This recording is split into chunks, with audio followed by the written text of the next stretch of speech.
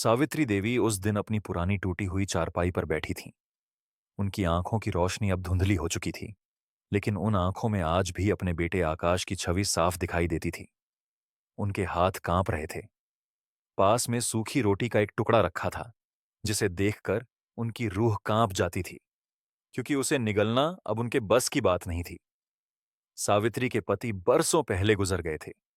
तब आकाश सिर्फ 5 साल का था। लोगों ने कहा, सावित्री, दूसरी शादी कर लो। जिंदगी पहाड़ जैसी है, कैसे कटेगी? लेकिन सावित्री ने साफ कह दिया, मेरा बेटा ही मेरा संसार है।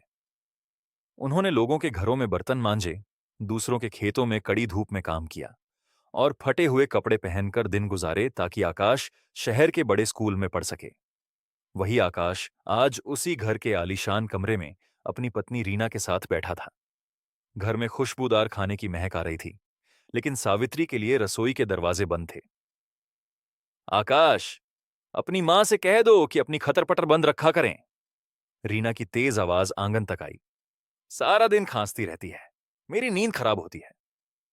और ये पुराने कपड़े, कोई मेहमान आ जाए तो मुझे शर्म आती है बताने में कि ये तुम्हारी मां है। आकाश ने एक बार भी अपनी पत्नी को नहीं टोका। उसने बस खिड़की से बाहर देखा और ठंडी आवाज में बोला, कह तो दिया है उसे, पर पता नहीं कब समझेगी। बुढ़ापा शरीर पर चढ़ा है, पर अक्ल कम हो गई है। सावित्री ने यह सब सुना। उनके कलेजे में एक हूक उठी। वही आकाश जो बचपन में उनके आंचल के बिना सोता नहीं था, आज उसे अपनी मां की खांसी से चिढ़ हो रही थी। एक दिन जब बारिश बहुत तेज हो रही थी, सावित्री को तेज बुखार चढ़ गया। वे थर थर कांप रही थीं। उन्होंने धीरे से आवाज दी, बेटा, आकाश, थोड़ा पानी दे दे। आकाश अपने कमरे से बाहर निकला। चेहरे पर झुंझलाहट थी। उसने पास आकर पानी का गिलास जोर से मेज पर पटका और बोला, रात के 12 बज रहे हैं, चैन से सोने भी नहीं देती। कल सुबह डॉक्टर के पास ले जाऊंगा, अभी चुपचाप पड़ी रहो। रीना पीछे से आई और बोली, डॉक्टर के पास ले जाने की क्या जरूरत है? फालतू के खर्चे। पुदीने का काढ़ा पिला दो, ठीक हो जाएंगी। नाटक करने की आदत है इनकी, ताकि सबका ध्यान खींच सकें। सावित्री की आंखों से आंसू बह निकले। वे बुखार की तपन में नहीं, बल्कि उन शब्दों की आग में जल रही थीं। जिस बेटे के पैर में कांटा लगने पर वे रात भर जागती थीं, आज वह उनके बुखार को नाटक कह रहा था। अगले दिन सुबह सावित्री ने देखा कि रीना उनके कमरे का सामान बाहर फेंक रही थी। सावित्री घबराकर खड़ी हुई। बहू, ये क्या कर रही हो? रीना ने चिढ़कर कहा, यह कमरा अब गेस्ट रूम बनेगा। आपके लिए पीछे वाली कोठरी साफ कर दी है, वहां शिफ्ट हो जाओ।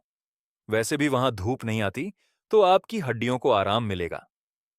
वह कोठरी, जहां कभी कबाड़ रखा जाता था, जहां सीलन की बदबू आती थी और एक छोटी सी खिड़की तक नहीं थी, अब सावित्री का नया बसेरा था। आकाश वहां खड़ा सब देख रहा था, जैसे वह कोई तमाशा देख रहा हो। उसने एक बार भी अपनी मां का हाथ नहीं पकड़ा। सावित्री उस अंधेरी कोठरी में चली गई। उन्होंने अपनी फटी हुई साड़ी के पल्लू से आंखें पोंछीं और मन ही मन कहा, शायद मेरे प्यार में ही कोई कमी रह गई थी। सावित्री अब उस काल कोठरी में अकेले पड़ी रहती थी। न समय पर खाना मिलता, न बात करने वाला कोई था। एक दिन रीना ने जानबूझकर उनके खाने की थाली दूर रख दी और कहा, अगर खाना है तो खुद उठ कर लो, मैं तुम्हारी नौकरानी नहीं हूं। सावित्री घिसट घिसट कर वहां तक गई। उनके घुटनों से खून निकल आया, पर आकाश ने मुड़कर भी नहीं देखा। सावित्री की तकलीफ अब उस अंधेरी कोठरी की दीवारों में कैद होकर रह गई थी। वहां न तो सूरज की किरण पहुंचती थी और न ही अपने बेटे का प्यार। कोठरी की सीलन उनकी हड्डियों में बैठ गई थी, जिससे उनके बदन में हर वक्त मीठा मीठा दर्द रहता था। एक दोपहर जब बाहर चिलचिलाती धूप थी, सावित्री को प्यास के मारे चक्कर आने लगे। उन्होंने हिम्मत जुटाकर दीवार पकड़ी और धीरे धीरे दरवाजे की तरफ बढ़ी। आंगन में आकाश और रीना ठंडी लस्सी पी रहे थे और हंस हंस कर बातें कर रहे थे। सावित्री ने कांपती आवाज में कहा, बेटा, थोड़ा पानी, गला सूख रहा है। रीना ने लस्सी का गिलास मेज पर पटका और चिल्लाकर बोली, अभी तो 2 घंटे पहले पानी दिया था। क्या सारा दिन पानी ही पीती रहोगी? घर में काम करने वाले मर रहे हैं और तुम्हें अपनी सेवा करवानी है। जाओ, नल से खुद भर लो। सावित्री डगमगाते कदमों से नल की ओर बढ़ी, लेकिन कमजोरी की वजह से उनका पैर फिसल गया और वह पक्के फर्श पर गिर पड़ी। उनके घुटने की हड्डी में गहरी चोट आई और मांस फट गया। खून की बूंदें फर्श पर बिखर गईं। आकाश अपनी कुर्सी से उठा तो सही, लेकिन मदद के लिए नहीं। उसने सावित्री को डांटते हुए कहा, मां, तुम्हें तमीज नहीं है? सारा फर्श गंदा कर दिया। अब इस खून को कौन साफ करेगा? खुद तो गिरती ही हो, हमारा मूड भी खराब कर देती हो। सावित्री की आंखों से आंसू गिर रहे थे, पर वह दर्द से ज्यादा अपने बेटे की बेरुखी पर रो रही थीं। उन्होंने घिसटते हुए अपनी फटी साड़ी के पल्लू से फर्श का खून साफ किया। उनके हाथ कांप रहे थे और दिल टुकड़े टुकड़े हो रहा था। शाम को रीना ने एक पुरानी एल्यूमीनियम की थाली में 2 जली हुई रोटियां और थोड़ी सी सूखी सब्जी डाली। उसने थाली को कोठरी के बाहर जमीन पर ऐसे फेंका जैसे किसी कुत्ते को खाना दिया जाता है। थाली लुढ़कती हुई सावित्री के पास जाकर रुकी। रीना ने कहा, चुपचाप खा लेना और बर्तन वहीं छोड़ देना, सुबह धो देना इसे। सावित्री ने रोटी का टुकड़ा तोड़ा, पर वह इतना कड़ा था कि उनके टूटे हुए दांतों से चबाया ही नहीं जा रहा था। उन्होंने पानी में भिगोकर उसे निगलने की कोशिश की। अचानक उन्हें जोर की खांसी उठी। उनकी खांसी की आवाज सुनकर आकाश कमरे से बाहर आया और कोठरी का दरवाजा बाहर से बंद कर दिया। उसने चिल्लाकर कहा, रात भर तुम्हारी ये खो खो नहीं सुन सकता मैं। दरवाजा बंद रहेगा तो आवाज बाहर कम आएगी। उस बंद कोठरी में सावित्री का दम घुटने लगा। अंधेरा इतना घना था कि उन्हें अपना हाथ भी दिखाई नहीं दे रहा था। उन्होंने अंधेरे में ही अपने हाथ जोड़े और भगवान से पूछा, हे ईश्वर, क्या यही वह दिन था जिसके लिए मैंने पेट काट काट कर इसे पाल पोसकर बड़ा किया था? क्या मां होना इतना बड़ा गुनाह है? अगले दिन घर में कुछ मेहमान आने वाले थे। रीना ने सावित्री को सख्त हिदायत दी, देखो बुढ़िया, आज घर में मेरे मायके वाले आ रहे हैं। अगर तुम बाहर निकली या किसी ने तुम्हारी आवाज सुनी तो याद रखना 3 दिन तक खाना नहीं दूंगी। कोठरी के अंदर ही पड़ी रहना। सावित्री चुपचाप पड़ी रहीं। बाहर से पकवानों की खुशबू आ रही थी। हंसी मजाक की आवाजें आ रही थीं। रीना अपने भाई भाभी को बता रही थी कि उसने घर को कितना साफ सुथरा रखा है। तभी रीना की भाभी ने पूछा, अरे रीना, तुम्हारी सास कहाँ है? दिखाई नहीं दे रही। रीना ने हंसते हुए झूठ बोला, अरे भाभी, वो तो तीर्थ यात्रा पर गई हैं। उनका मन घर में नहीं लगता, बस भगवान की भक्ति में डूबी रहती है। सावित्री ने जब यह सुना तो उन्हें लगा कि उनकी ममता का कत्ल हो गया है। जिस बेटे को उन्होंने अपनी पलकों पर बिठाकर बड़ा किया, वह आज उन्हें अपनी जिंदगी से मिटा देना चाहता था। 2 दिन बीत गए। सावित्री को बुखार ने जकड़ लिया। उनकी हालत बिगड़ने लगी। वह बार बार आकाश आकाश पुकारती, पर आकाश अपने कमरे में म्यूजिक तेज कर देता ताकि उसे अपनी मां की मरती हुई आवाज सुनाई न दे। सावित्री की हालत अब ऐसी हो गई थी कि उनके शरीर में हिलने डुलने की भी ताकत नहीं बची थी। बुखार की तपन ने उनके चेहरे की झुर्रियों को और भी गहरा कर दिया था। उनकी सांसें उखड़ रही थीं, लेकिन ममता अब भी उम्मीद लगाए बैठी थी कि शायद एक बार, सिर्फ एक बार आकाश आकर उनका हाथ थाम ले। तीसरे दिन की सुबह हुई। कोठरी के कोने में पड़ी सावित्री को प्यास के मारे मतिभ्रम होने लगा था। उन्हें ऐसा लगा जैसे छोटा आकाश दौड़ता हुआ आ रहा है और कह रहा है, मां, मुझे भूख लगी है। उन्होंने कांपते हुए हाथ हवा में उठाए, जैसे अपने बेटे को गले लगाना चाहती हों, पर वहां सिर्फ अंधेरी कोठरी की खाली दीवारें थीं। तभी दरवाजे की कुंडी खुली। रीना हाथ में एक बाल्टी लेकर आई। उसने सावित्री के ऊपर ठंडा पानी डाल दिया और चिल्लाई, उठो, बहुत सो लिया। आज घर की सफाई करनी है, दीपावली आने वाली है। ये फटे पुराने बिछौने बाहर फेंको, इनसे बदबू आ रही है। भीगी हुई सावित्री ठंड से थर थर कांपने लगी। उन्होंने गिड़गिड़ाते हुए कहा, बहू, मुझे बहुत तेज बुखार है, थोड़ा रहम कर। रीना ने उनका हाथ पकड़कर उन्हें बाहर आंगन की ओर घसीटा। सावित्री का बदन फर्श पर रगड़ता हुआ जा रहा था। उनके घुटने फिर से छिल गए और खून की लकीर फर्श पर बन गई। आकाश वहीं खड़ा अखबार पढ़ रहा था। उसने एक पल के लिए अपनी मां की ओर देखा, पर फिर नजरें चुरा लीं। सावित्री ने आकाश के पैर पकड़ ली। बेटा, मुझे अस्पताल भेज दे या मुझे जहर दे दे, पर इस तरह तिल तिल कर मत मार। आकाश ने झटके से अपना पैर छुड़ाया और बोला, माँ, ड्रामा बंद करो। रीना सही कहती है। तुम जानबूझकर ऐसा करती हो ताकि हमें नीचा दिखा सको। अगर ज्यादा तबीयत खराब है तो चुपचाप एक कोने में पड़ी रहो। उस रात आकाश और रीना शहर के एक बड़े होटल में पार्टी करने गए। उन्होंने घर के मुख्य दरवाजे पर ताला लगा दिया और सावित्री को उसी भीगी हुई कोठरी में बंद कर दिया। बाहर जोरों की बारिश शुरू हो गई। छत के एक कोने से पानी टपक रहा था और सीधा सावित्री के ऊपर गिर रहा था। सावित्री का शरीर ठंडा पड़ने लगा। उनकी आंखों के सामने उनकी पूरी जिंदगी एक फिल्म की तरह चलने लगी। कैसे उन्होंने पेट काटकर आकाश के लिए दूध खरीदा था, कैसे अपनी एकमात्र सोने की चूड़ी बेचकर उसकी कॉलेज की फीस भरी थी। उन्होंने याद किया कि जब आकाश को बचपन में चोट लगी थी तो वह पूरी रात नंगे पैर चलकर मंदिर गई थी। अब उनकी आंखों से आंसू नहीं निकल रहे थे क्योंकि आंसुओं का सूखा पड़ चुका था। उन्होंने एक आखिरी कोशिश की और दीवार पर अपने खून से सने हाथ से कुछ लिखने की कोशिश की। देर रात जब आकाश और रीना वापस आए तो वे नशे और हंसी में डूबे हुए थे। उन्होंने कोठरी का दरवाजा नहीं खोला। अगले दिन दोपहर तक जब कोठरी से कोई हलचल नहीं हुई तो आकाश को थोड़ा डर लगा। उसने हिचकिचाते हुए दरवाजा खोला। अंदर का नजारा देखकर उसकी रूह कांप गई।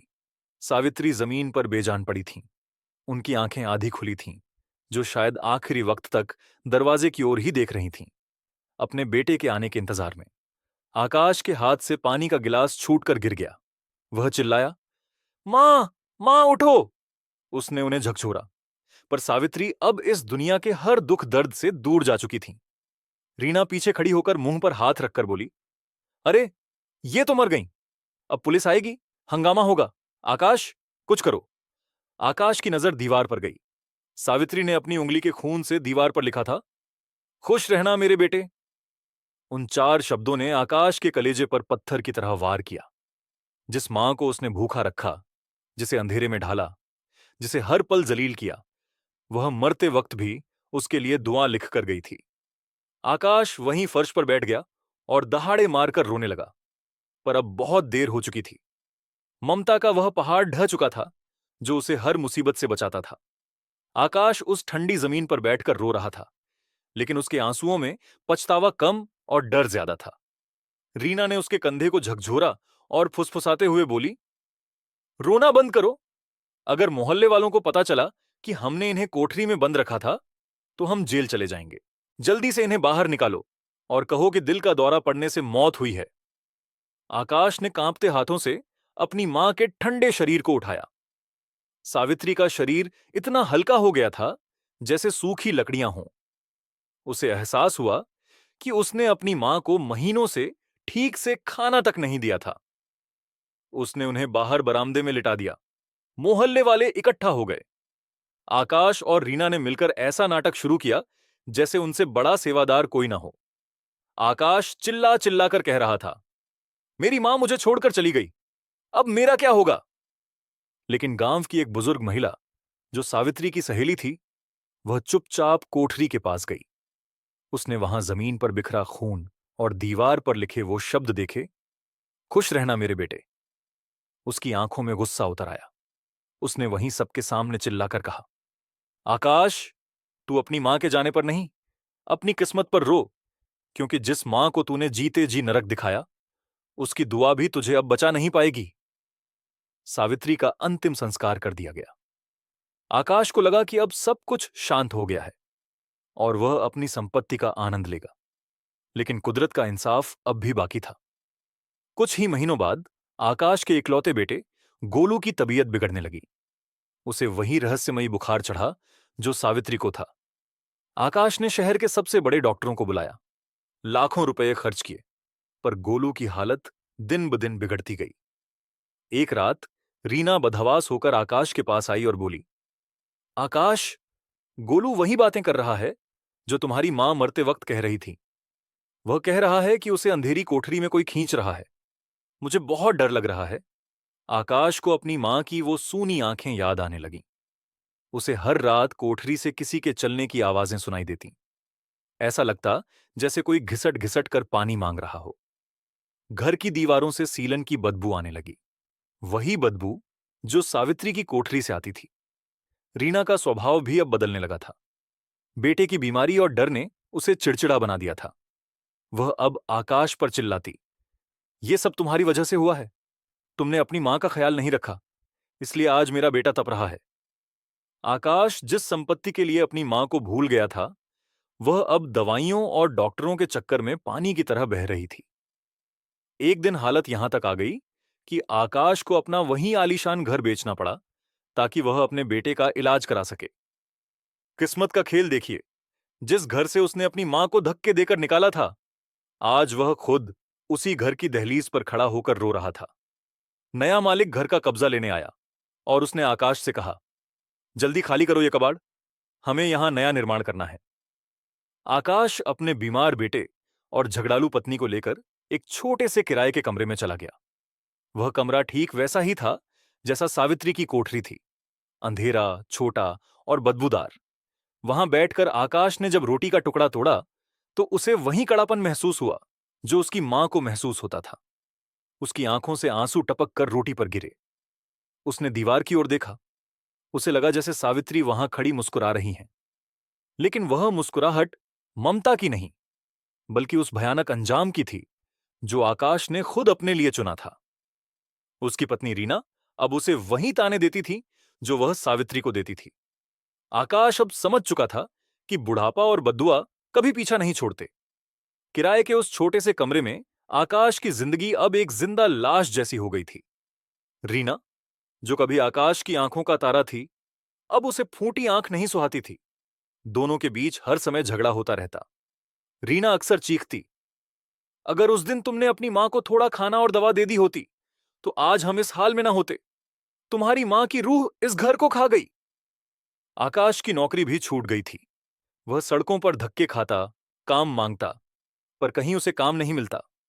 लोग उसे देखते ही मुंह फेर लेते, क्योंकि उसकी मां के साथ किए गए जुल्मों की कहानी अब पूरे शहर में फैल चुकी थी। लोग उसे मां का कातिल कहकर पुकारते थे। एक दिन आकाश का बेटा गोलू बिस्तर से उठा और लंगड़ाते हुए अपने बाप के पास आया। उसके पैर में वही घाव हो गया था जो सावित्री के पैर में गिरने से हुआ था। गोलू की आंखों में आंसू थे। उसने कहा, पापा, मुझे बहुत डर लग रहा है। दादी रात को सपने में आती हैं और कहती हैं कि बेटा, इस कोठरी में बहुत अंधेरा है, तुम भी यहीं आ जाओ। आकाश का कलेजा कांप गया। उसने अपने बेटे को गले से लगा लिया और जोर जोर से रोने लगा। उसने महसूस किया कि उसने सिर्फ अपनी मां को नहीं मारा था, बल्कि अपनी आने वाली पीढ़ी के भविष्य का भी गला घोंट दिया था। पैसों की तंगी इतनी बढ़ गई कि घर में दाने दाने के लाले पड़ गए। रीना ने एक दिन अपना सारा सामान बांधा और आकाश से बोली, मैं इस मनहूसियत में और नहीं रह सकती। मैं अपने मायके जा रही हूं। तुम और तुम्हारा यह बीमार बेटा यहीं सड़ो। आकाश ने रीना का हाथ पकड़ने की कोशिश की। रीना, मुझे छोड़कर मत जाओ। मैंने तुम्हारी वजह से अपनी मां को ठुकराया था। आज तुम मुझे क्यों छोड़ रही हो? रीना ने झटके से अपना हाथ छुड़ाया और हंसते हुए बोली, जो बेटा अपनी मां का नहीं हुआ, वह मेरा क्या होगा? तुमने अपनी मां के साथ जो किया, उसे देखकर मुझे तुमसे नफरत हो गई है। रीना चली गई। अब उस अंधेरे कमरे में आकाश और उसका बीमार बेटा अकेले रह गए थे। आकाश को अब हर आहट में अपनी मां की आवाज सुनाई देती। जब वह चूल्हा जलाता तो उसे लगता जैसे मां पास खड़ी कह रही हो, बेटा, रोटी कच्ची है, पेट में दर्द होगा। वह पागलों की तरह कमरे में मां को ढूंढता, पर वहां सिर्फ सन्नाटा और दीवार पर जमी पपड़ी होती थी। एक रात जब बहुत तेज बारिश हो रही थी, बिल्कुल वैसी ही रात जैसी सावित्री की मौत वाली रात थी, आकाश के पास गोलू की दवा खरीदने के लिए 1 रुपया भी नहीं था। वह सड़क पर भीगता हुआ दवा की दुकान तक गया और दुकानदार के आगे हाथ जोड़े, भाई साहब, मेरा बेटा मर रहा है, थोड़ी दवा दे दो, मैं कल पैसे दे दूंगा। दुकानदार ने उसे पहचाना और नफरत से कहा, वही आकाश हो ना जिसने अपनी मां को तड़पाकर मारा था? जा, भाग यहां से। जो अपनी मां का सगा नहीं हुआ, उसे मैं उधार नहीं दूंगा। कुदरत अपना काम कर रही है, इसे भोगो। आकाश खाली हाथ वापस आया। कमरे में गोलू का शरीर ठंडा पड़ रहा था। आकाश ने उसे अपने आंचल में छिपाने की कोशिश की, पर उसे याद आया कि मां का आंचल तो उसने खुद ही आग में झोंक दिया था। सुबह जब सूरज की पहली किरण उस छोटे से झरोखे से अंदर आई, तो आकाश ने देखा कि गोलू की सांसें थम चुकी थीं। उसका बेटा, जो उसकी आखिरी उम्मीद था, वह भी उसे छोड़कर चला गया। आकाश के पास अब रोने के लिए आंसू भी नहीं बचे थे। वह स्तब्ध होकर अपने बेटे की लाश के पास बैठ गया। बेटे की ठंडी लाश को गोद में लेकर आकाश अब एक पत्थर की मूरत बन चुका था। उसकी चीखें उसके गले में ही घुटकर रह गई थीं। उसे अब समझ आ रहा था कि कुदरत का न्याय कितना भयानक होता है। जिस ममता को उसने पैरों तले रौंदा था, आज उसी ममता की कमी ने उसे कहीं का नहीं छोड़ा। आकाश ने अपने बेटे का अंतिम संस्कार किया। अब उसके पास न घर था, न परिवार, और न ही जीने की कोई वजह। वह पागलों की तरह सड़कों पर घूमने लगा। उसके कपड़े फट चुके थे, बाल बढ़ गए थे और चेहरे पर पछतावे की गहरी लकीरें खिंच गई थीं। वह हर आने जाने वाली बुजुर्ग महिला के पैरों में गिर पड़ता और चिल्लाता, मां, मुझे माफ कर दो मां, मुझे वापस अपनी कोठरी में बुला लो। लोग उसे पत्थर मारते, उसे पागल समझते, पर उसे कोई फर्क नहीं पड़ता था। उसके कानों में अब भी रीना की वे कड़वी बातें और सावित्री की वे आखिरी सांसें गूंजती रहती थीं। एक शाम आकाश भटकते हुए अपने उसी पुराने घर के सामने जा पहुंचा, जिसे उसने बेच दिया था। घर अब पूरी तरह बदल चुका था। वहां सुंदर बगीचा था और रोशनी जगमगा रही थी। उसने देखा कि उस घर के बरामदे में एक बेटा अपनी बूढ़ी मां को अपने हाथों से खाना खिला रहा था। वह दृश्य देखते ही आकाश के कलेजे में हजारों खंजर एक साथ उतर गए। उसने दीवार का सहारा लिया और लंगड़ाते हुए पीछे की तरफ गया, जहां वह पुरानी कोठरी थी। वह हिस्सा अब ढा दिया गया था और वहां एक नया स्टोर रूम बन रहा था। आकाश वहीं मलबे के ढेर पर बैठ गया। उसने मिट्टी को खोदना शुरू किया, जैसे वह अपनी मां की खुशबू ढूंढ रहा हो। मिट्टी खोदते खोदते उसे एक पुराना, जंग लगा हुआ लोहे का डिब्बा मिला। उसने कांपते हाथों से उसे खोला। अंदर सावित्री की वही एक पुरानी फटी हुई साड़ी थी, जिसे उसने कभी पोंछा बनाने के लिए फेंक दिया था।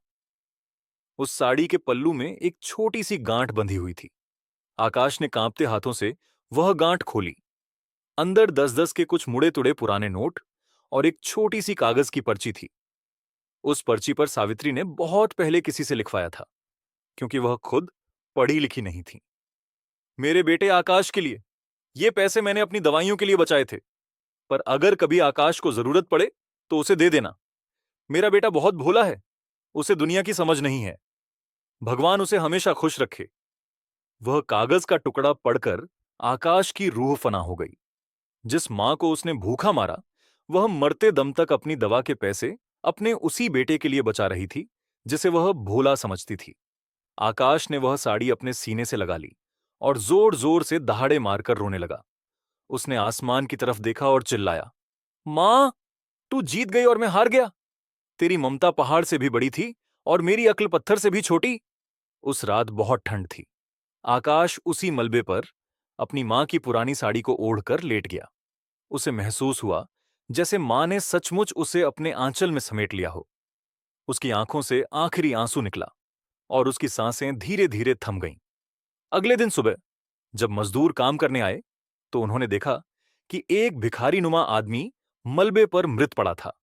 उसके चेहरे पर एक अजीब सी शांति थी, जैसे उसे उसका खोया हुआ स्वर्ग मिल गया हो।